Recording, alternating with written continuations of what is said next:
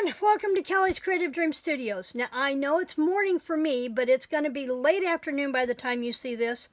I've been trying to get stuff done around the house ahead of the rain that's moving in. Instead of recording this on Wednesday, I had to run around and pay bills yesterday, and I'm finding as I get older, by the time I've been out and done errands, I don't want to do anything else when I get home, especially when you don't leave the house until almost 2 o'clock in the afternoon. You're an hour to and from wherever you need to do stuff, and then there's all the running around in between. So I got home about 7:30 last night, and I was pretty much done for. Made my tea, caught up on the Lori Vallow Daybell case with the wrap-up with Nate Eaton on Meeting the Eatons, and as to what went on in trial yesterday, and then I just called it a night. So we are here to work with some colors. Now, if you have Stampin' Up! Cardstock, I'm going to show you the ones we are working with. And I told you that this month we were kind of going from a scrapbooking standpoint. So we are working with So Saffron, Pear Pizzazz, excuse me, Cherry Cobbler, and Blushing Bride. Now, you only have to use 3 of the 4 colors. You don't have to use the same 3 colors throughout the month. You can use use these 3 for this week, and then next week maybe change it up and do these 3, whatever you want to do. Now, if you're curious and say, well, those don't look like they go together, I used a online color matching thing for Stampin' Up, and it coordinates the colors that you can put into a design, and I'll try to remember to link that in the description box below. You can also bring in any other colors you want as long as your project contains at least 3 of the 4 colors. I'm also going to be working with black and very vanilla, and I'm also looking at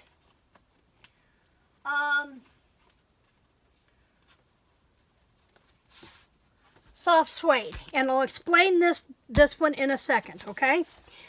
The other thing, because I said we're going to be working with scrapbooking type elements, I have some flowers and that we can bring in those colors. Now, I'm going to be working with photos. I'm not in a position to be scrapbooking my own photos yet. So what I thought I would do is make cabinet cards. Now, cabinet cards can be used as journaling spots and tuck-ins on your journals. They can be on the front of a card, particularly if you know somebody who loves the vintage look. Or you can do a full-on scrapbook page with them just to play. And I purchased items from a Etsy shop called Weathered Texture. She has antique photos and she has women photos, and these are scanned from her collections. There's some really nice ones in here. They vary in age, and so we're going to be playing with some of these today. Older, we have pairs. This could possibly be a teacher and student, a whole class or church group, wedding, family maybe. Looks like a wedding photo. So we're going to be playing with these today. And I had printed this one out, not realizing that it was going to come out to an 8x10. I since resized it to 4x6. And I started playing with my alcohol markers to see how the coloring would do. And what I discovered was, with an alcohol marker and an alcohol lifter, let me get my brush piece here, that if I go over here to the side, I can create a palette with my color marker, and then I can come back and use my alcohol lifter as a paintbrush to put in some very light coloring in places. So, play with your tools, have some fun. Put those there, and I brought out only 2 of the colors that I had, and we're probably going to use those on the flowers. Now, the flowers I have are from Crafter Square from Dollar Tree. I have some colors that will go nicely, as well as some plain white ones that I can color with my alcohol markers. But let me show you what I'm doing as far as cabinet cards. Let's go back to our soft suede cardstock. And what I'm going to do is I'm going to cut these to be 5x7. All my pictures are printed approximately 4 by 6, a little smaller. So I'm going to go, and of course I want to go 5 by 7, and I've got to pull this one out. I want this one so I didn't have to. Now what I'm doing is I'm going on the 8.5 by 11 side, so I'm not losing as much of my cardstock. Okay, and then I can come back. Let me get that back into place. Then I can come back and do this at the 5, and I'm only going to lose a little bit on here. There's a 5. There's a 5. And then I just have this little scrap. So we have enough there to do 2 of these. Okay? Now, I want to mat these photos. And so that's why I brought out the black and the cream, because I wasn't sure what colors I'd want to use. And I'm thinking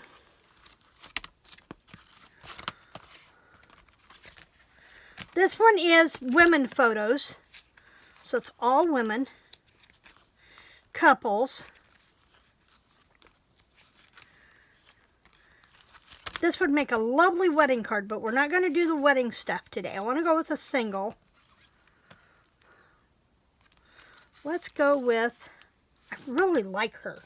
But let's look at antique portraits and see if something in here jumps out at me.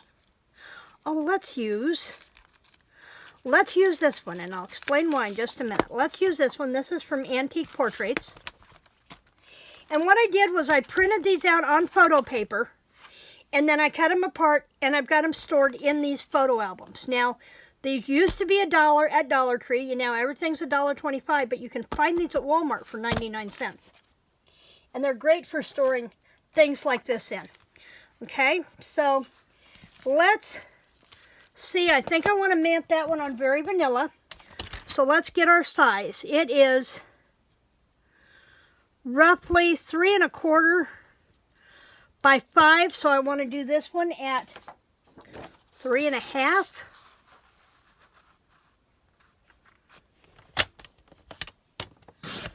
By 5 1/4. Let's see what that does for us. Oh yeah, I like that. So let's do that. And then I did this because I have these flowers in the background. So what I want to do, and I'm going to do this over here on my paper. Can you see where I'm at? There we are. I'm just going to create me a palette of my colors. And then I'm going to use the fine tip. Now the Stampin' Blend markers have dual tips. You have a finer point tip and then you have a brush tip. And I'm going to come back in with the color lifter and put my glasses on so I can see something. And I'm going to come back in and I'm going to add some color to these flowers. Using the colors as close to I could as the Stampin' Up! Colors. We don't have the all the colors in the markers for all the papers, which disappoints me because this has been the only alcohol marker I have found that I can actually do anything with. Copics just confused me with this number and that number paired together, and no. This one you have 2. You have a light marker, you have a dark marker, and then you have a color lifter. So if you use something and it's too dark, go back in and take it off a little bit. Let's make sure we get some color here on the flowers by her dress. Okay? Now, because this is a slick surface, you do want to give these time to dry a little bit. Okay? And then just color that off and clean that tip off, because I want to come back in with the green. And this one may be a little too light.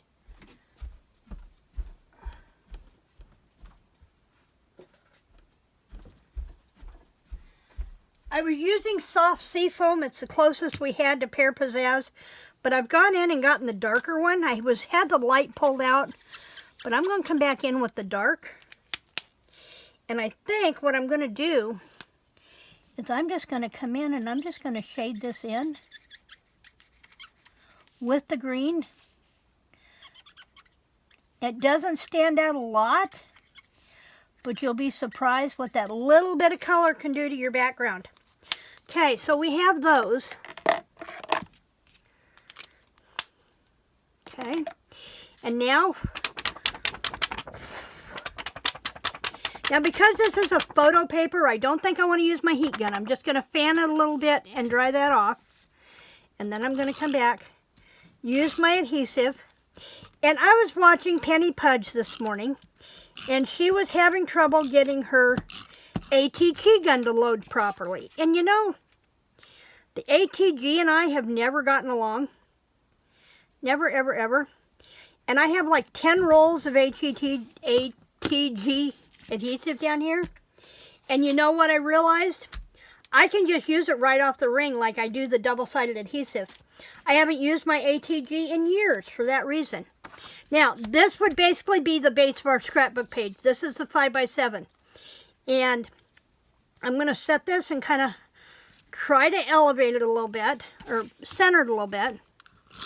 Now, I could use dimensionals and bring it up, but I don't want it to be too poofy, especially by the time I start adding other direct dimensional items on here. You know what, before I put that on, I've been having this idea in my head for days. So let's go with my idea first. I'm going to pick 3 colors to work with. And I think with this one, I'm going to use the Blushing Bride. And I'm going to use the green. And I think for a little contrast, I'm going to use the yellow. I think those are the 3 I'm going to use, okay?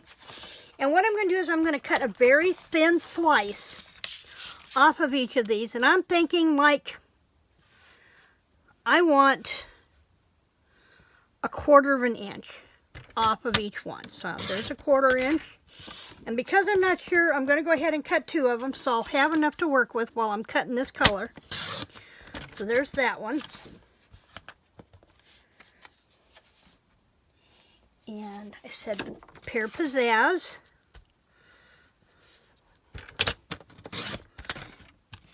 I'm getting more used to this trimmer only because it has the wider platform on it, so I can measure everything up to 6 1/4 inches on this one without having to pull out the arm. Now, I had to pull out the arm because I needed a 7-inch piece, but for the cabinet card base, but that's okay.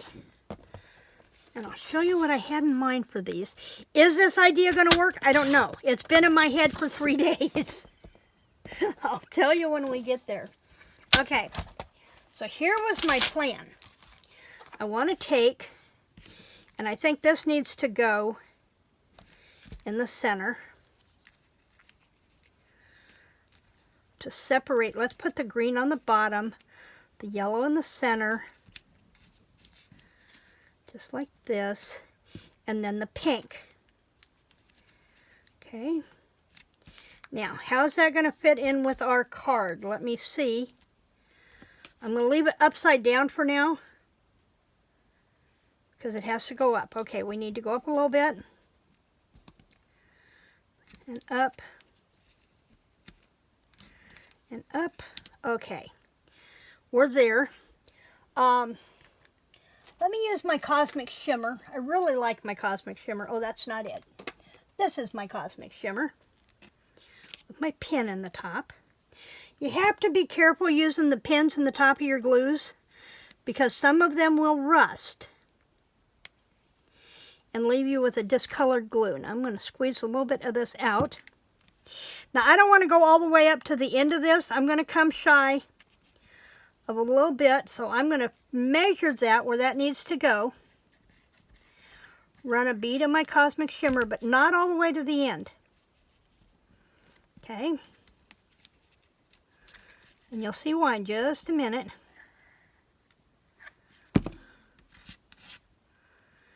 And I'm going to scoot those relatively close together. This is something that doesn't work well with my trimmers, but we're okay with that. And you'll also notice I didn't go all the way to the side. And there was a reason for that too, and I'll probably figure out that I should have by the end of this, but it's okay. Okay. I can come back and trim this off so I don't have all this extra in my way. Okay. And then I'm going to reverse this, and I'm going to come in and I'm going to go over, under, and I'm going to basket weave this into place. Okay. I just had to leave enough room off the end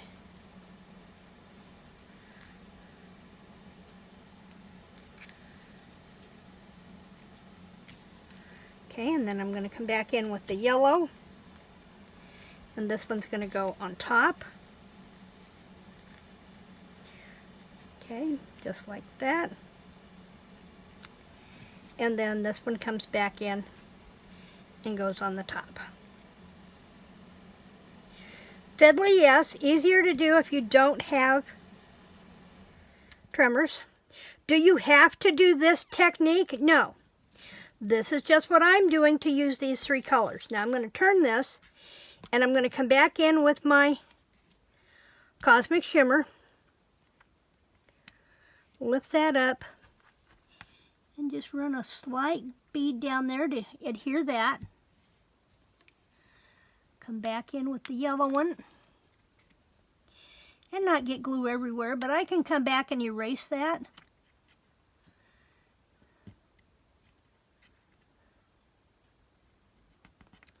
Okay.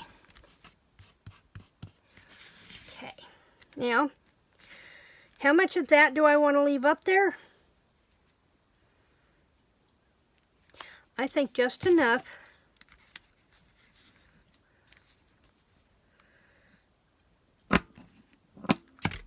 Just like that. And then we'll come back in with our glue again.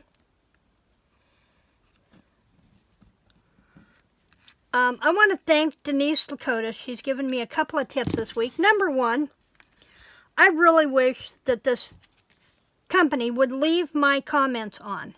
I double check my comments every time I load a video. And if they're in place, I'm okay. But then somebody will come back in and watch my video and my comments are gone. And it just irritates the heck out of me. So I'm going to bring this down just like this. Move this over, center it a little bit. And I kind of lost the cross hatching, and I see that now. But you know what? We're not out for perfection. Now I'm going to use these, at least a couple of them. Now if I had my metals handy, which maybe I do, I'm going to come back and I'm just going to add a flower there. Now these are a little too dark, so what I'm going to do is I'm going to come back and I'm going to grab my sheet of my white ones and slide that to the side. Bring in my markers. I don't necessarily need the green, but I can come back, color this in, and I think I should be able, now this is the light Rococo Rose, but I should be able to come back in with this one, which is the lifter, and blend that out. Just so we've got a little bit of color in there. Now you can use any alcohol markers you want to use. If you have Copics or, God, there was another company out now, I can't think, and I was sure they were the ones I wanted until Stampin' Up! Finally came out. Even if you have the older Stampin' Up! Alcohol markers, they'll work. I don't know how well perma markers would work because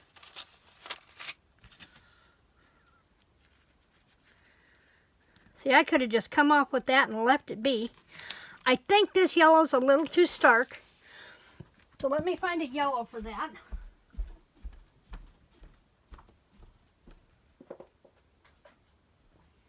How about if we use So Saffron? We have that one. We have that one.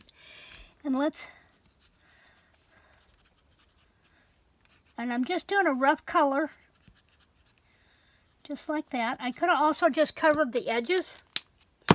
And then I'm going to come back with my blender, and I'm going to clean off that tip so I don't have any contamination in color. And just soften that out. like that, okay?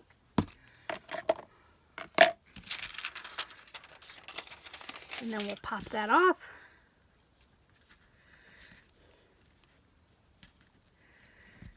Just like that. And I think, let me see, really quick, I might have something over here. Animals, botanical. Botanical.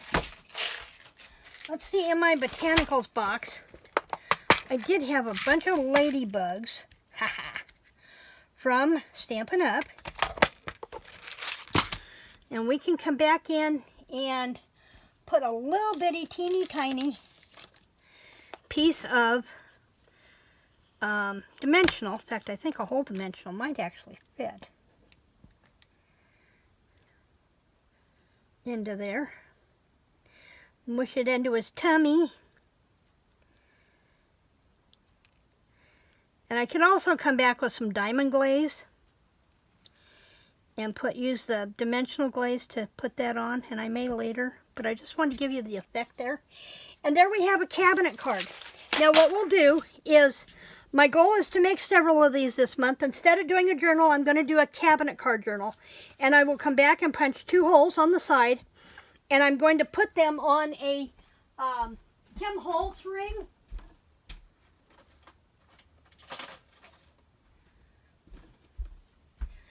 I have the Tim Holtz rings, and then I will make a cover, and I will do just cabinet cards this month. So that's it for today. I will link Weathered Treasure down below so you can check out their shop. If you want to play with something like this, remember that this could also go on the front of a card just the way it is, cabinet card this way, or you could do a full 8.5 by 11 or a 12 by 12 scrapbook page, however you want to play with this. But these are the colors we're playing with this month. This is what I'm doing this month, and I hope you're going to jump in and join me. If you have any questions, don't forget to leave them down in the comments below. Now, the other thing I could have done was not put this on here and just use just the matted card and use it as a journaling card. And in the Weathered Treasure digitals, she has background printings for such as postcards or just a place to journal. And you can print those out and use those on the backs, and you'll be good to go. So that's it for me in the studio today. Remember, like, share, and subscribe. And be back here tomorrow at 11:30 Eastern Standard Time for a premiere where I'll be doing the complete flip-through of my March journal. Creative blessings.